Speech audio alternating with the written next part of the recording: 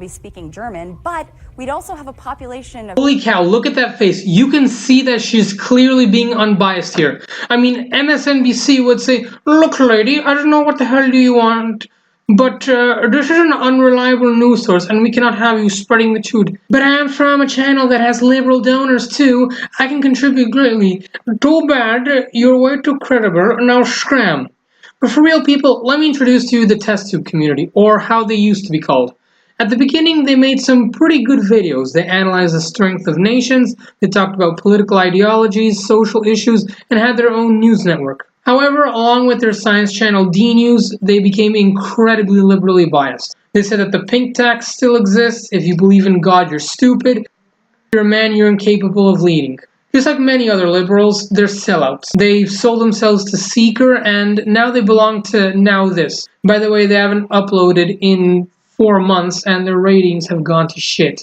But here's one of their videos that I absolutely loathe and I'd love to give a response to it. Given the racialized violence we have seen in our country, it is clear the civil rights movement is far from over and America is still plagued with racist ideology. Correction, every place in the world is plagued with racist ideology.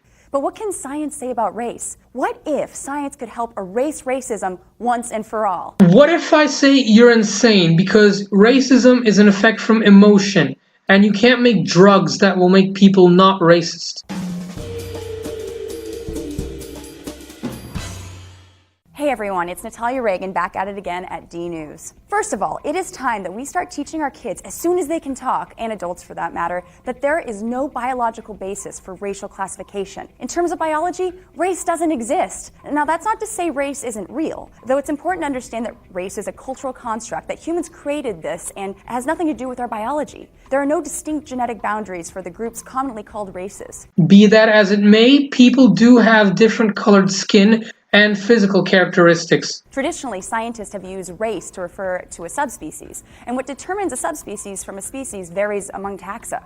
But in humans, there are no distinct genetic boundaries for the groups commonly called races, and we only have 0.1% variation within our own species versus chimpanzees, which have from 0.3 to 0.7% variation. Now, there is genetic variation within and between populations, but it is quite small. And the most amount of genetic variation found within our species isn't between those of European and African ancestry, it's between various populations within Africa. This is called the founder effect, or a reduced genetic diversity in a population founded by a small number of individuals.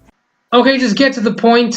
Now, scientists refer to races as populations or ethnic groups, and many of the physical characteristics that are associated with race are due to adaptations to climate and environment. This can include skin color, height, nose shape. These slight morphological differences are called clines. They are genetic adaptations to the environment over time in a geographic area. As biological anthropologist Todd Disotell would say, it's about clines, not clades, meaning the variations between populations of our species are rather small versus being another branch in the old evolutionary family tree. Yet, races are still synonymous with ethnicity, and they do play a prominent role in culture, which everyone wants. There's also the idea that certain races are more susceptible to certain illnesses, such as heart disease and diabetes in African Americans. However, extensive research has shown that these illnesses are highly correlated with diet, stress, and socioeconomic standing. Thus, it's a lot more complex than just saying certain races are more likely to suffer from certain illnesses than others. Okay, so we've established that race as a scientific concept does not exist.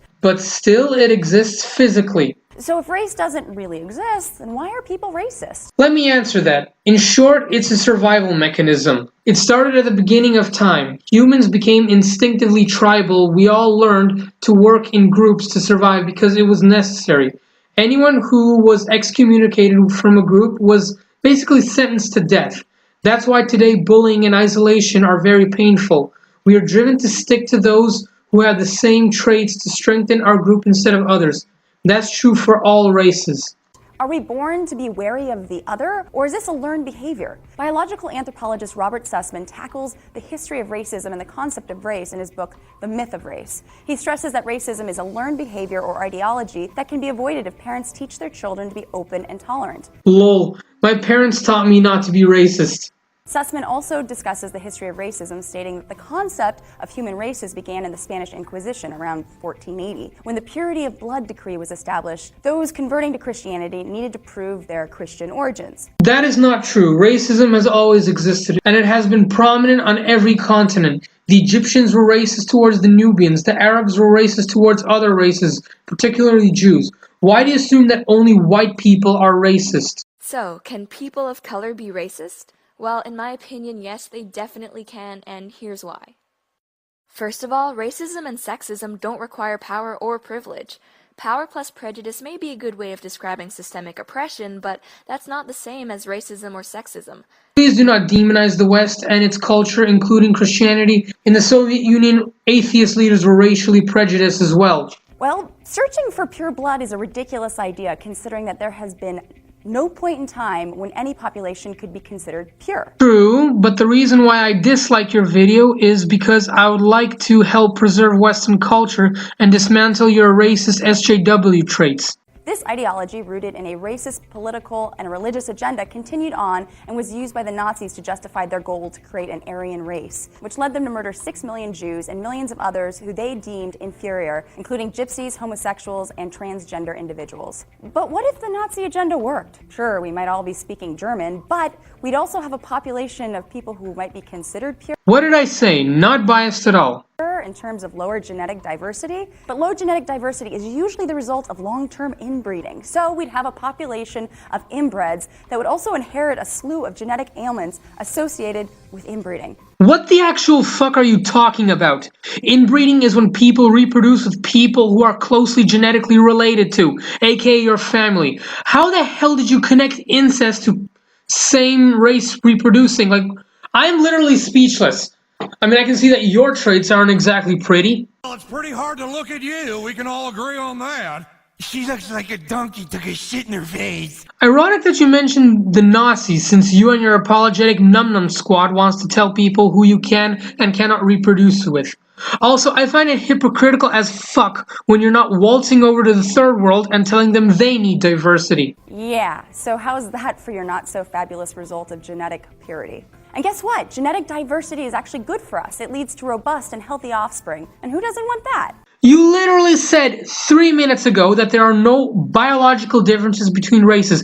How the actual fuck does race mixing lead to healthy offspring? You can have a healthy child with your own race. Scientifically speaking, there's only one race, the human race. We're all pretty much the same. And if you want to know more about what science says about race, ethnicity, evolution, check out Trace's series on TestTube Plus. We also found new climates in Europe. Africa is a very different climate than Europe. Europe is a little colder, the weather is a lot different. And because of that, we had to adapt. It's a great discussion on his new show, so I really recommend that you check it out. It's the first link in the description if you're on a mobile. Got any burning questions you want to ask us or other science topics you want us to cover? Leave them in the comments below, and don't forget to subscribe for more D News every day of the week. Listen, Miss Homosexual Girl Scout, if you're going to use science to back up your claims, use real information. As much as you think you're not racist, we all are, at least a little. I think if it came down to it, you would choose your own race over other races. I'm so glad that TestTube is going down the drain, and it might be the reason why their channel has uploaded so little recently. I'll leave a link to their channel if anyone wants to see it.